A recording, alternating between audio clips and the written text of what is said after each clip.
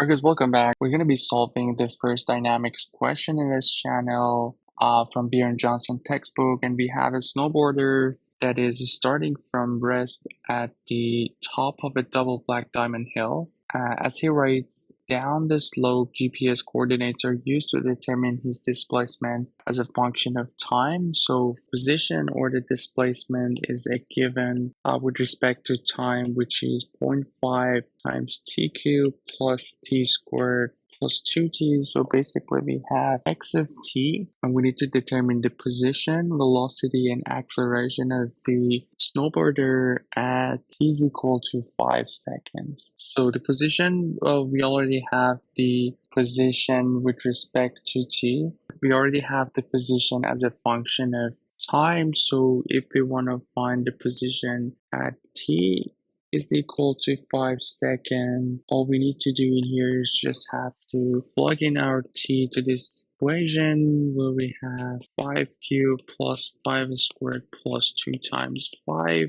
and if we calculate this, we're gonna find our x, or position, 97.5 feet, which would be the position. So for finding let's go with the velocity. So we know that the velocity is equal to derivative of position with respect to t. So basically we have 0.5 times 3 t squared. We have 2 times t plus 2, and that's going to be our velocity. And again, we have our t is equal to 5 seconds. We're just going to plug in here. So we'll have 0.5 times 3 times 5 squared plus 2 times 5 plus 2. And if we calculate this, we'll get our velocity 49.5 feet per second. And that would be the velocity. And the last part is the acceleration, which we know acceleration is equal to derivative of velocity with respect to t. So we just have to do one more time. What we have in there was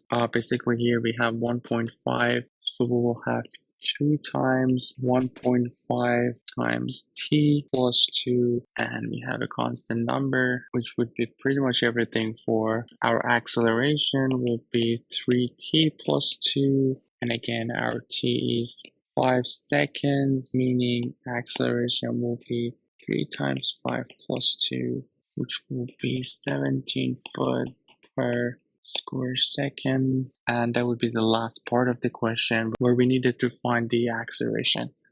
So yeah, that's pretty much for this question. Please let me know if you have any questions regarding this one. So we're solving dynamics question, mechanics of materials in this channel. Let me know if you guys want me to cover another textbook in this channel. Feel free to drop it in the comment. And you guys take care. I'll see you in the next video. Have a good one.